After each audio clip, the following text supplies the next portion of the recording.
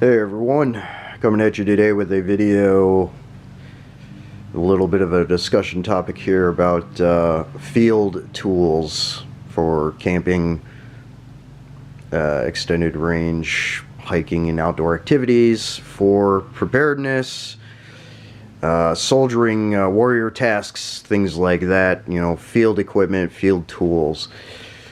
The discussion had been brought up in Discord, Wired Tights Discord, about field tools and what are some good options and where to place them in configuration and, you know, all that kind of stuff. So I'll just go over some things real quick about what I use and what I like. Again, this is not gospel or anything. This isn't, you know, this isn't going to be the same for everyone and based on what their preferences and things are.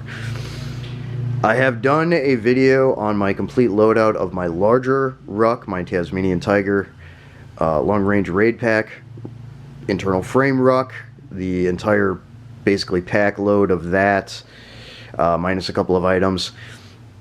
It's pretty much the same no matter what. I don't change it because that's just the best way I have it loaded out. For smaller packs like day packs, I use this one, the 511 Rush. 24, which I've done some custom painting on to dull out the OCP multicam because it's way too bright for my area and it sucks. I've done green rattle can, you've seen that before. So what I do here is, so I've got a field axe, and this isn't the only field tool I have. I also have a folding tree saw in my larger ruck. I always have that in there. And things like that, apart from a good field knife and, you know, things like that. Field knife I keep on my belt, my personal belt, not the war belt, duty belt, whatever the hell you want to call that. I don't use one of those. An actual, like, field knife, I keep it on my belt. So it's decentralized from my equipment no matter what. Same kind of concept goes for other aspects of line gear and these field tools. So what I have here, I've got a small hatchet or a hand axe. It's also a competition thrower, but it works great as a field hand axe.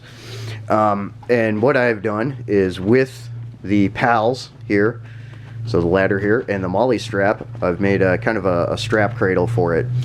And then with the leather sheath for the hand axe, which I recommend over Kydex. Kydex is going to get beat up, chewed up. It can crack, especially in cold weather, which is very prevalent here. We have very long winters here and it gets very cold, and plastics like that can actually become very brittle and crack. So I go with the leather. This was made by Fortner's Frontier Leather. I've talked about that before. He made 2 custom hand axe sheaths for me for both my hand axes, the exact same hand axes. I've got one on my day pack and that I use for other general things, and I've got one lashed on my ruck. So what I do is, it's got a belt loop here so you can put it on your belt. It's a short and small enough hand axe that you can put it on your belt for ancillary field use and stuff when you're not having it on some aspect of your line kit or whatever. Besides that point, I always recommend putting it on your pack, not having this lashed to your, if you're using a plate carrier, not to that, not to your war belt, duty belt, whatever you want to call it, not to that either. Keep it, I say keep it lashed to the outside of your pack. That way it's readily accessible and available when you take your pack off or whatever, but also it's not going to be encumbered on your line kit that you're wearing, okay? That's kind of a key point here, because while a small hand axe could still get in the way, you know. There's not a great way to configure it onto that equipment anyway. It's much better to have it lashed onto the pack or kind of fitted like through the top if you have a top flapper or something, some way to do it. But pretty much anybody who is apt with outdoor stuff and field application knows to have it lashed to like their pack.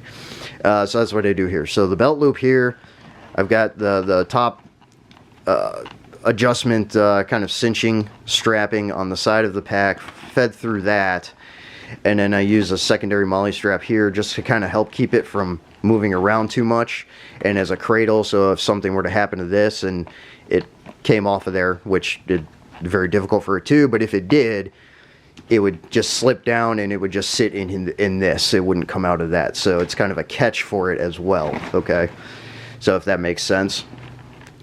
But that's the way that I do that. So, and that just, again, this just helps it kind of keep from moving around too much, so it's not really getting in the way when I'm moving, especially if I'm moving quickly. But yeah, no, it's just a good way to affix it and all that jazz. And then you don't have to worry too much, because again, if you need to take it out, you just flip it over like that, undo that, you can take the axe out, the sheath stays where it is. Makes sense, right? So that's kind of why I do it that way. And that's a way that I suggest to others to do it, but again, not gospel. Do it however you want. It doesn't matter really, as long as you have it configured for comfort for yourself, and you have it configured practically for yourself. But this is just one of the easiest ways to do it, and one of the most effective ways to do it, and where to put it and stuff, and to have it accessible when you're out in the field to start batoning wood or whatever, using the back end as a hammer. Although on a lot of them you shouldn't do that, but you gotta do what you gotta do in the field, you know, if you need to drive some stakes into the ground or whatever. So, you know, secure your shelter, make a trap for catching game, whatever it is. So apart from typical field axe uses. And then of course this one, being what it is, can be used for combat, but you should never hope that it gets to that. I digress. This is kind of the configuration that I have it, like on my day pack when I go hiking and things like that, but also for daytime patrols with a smaller pack and things like that. That's what I do. I have it configured the same way, just on the other side on my large ruck. Same way. So I have it, you know, secured with a top strap through that loop and stuff. Again, get a real quality leather sheath for your axe. Whether you have it custom made, you make it yourself, or it comes with one, whatever it is, I recommend that. And having a couple of tiers of securing so that it's not moving around too much on you, and if something happens, you don't lose it. So that's kind of the key points here, but that's how I have it secured to my day pack. So it was just a point of discussion that people have brought up, and I wanted to make a video talking about it because it just makes sense, right? So other items, I've done videos, like I have a kukri. I love that thing too. I don't take that as much out to the field with me, but I have before. I mean, I've cut plenty of dogwood and other stuff with it. These little hand axes are fantastic. These hatchets are fantastic. And they're just really good for in the field, apart from the other field tools that you have. You know, I always recommend a folding tree saw too, for taking care of bigger things without having to exert as much energy as using an axe. But these are really good for a number of things as well, obviously. So, but yeah, that's about it. So just want to talk about that. So, metal up, out.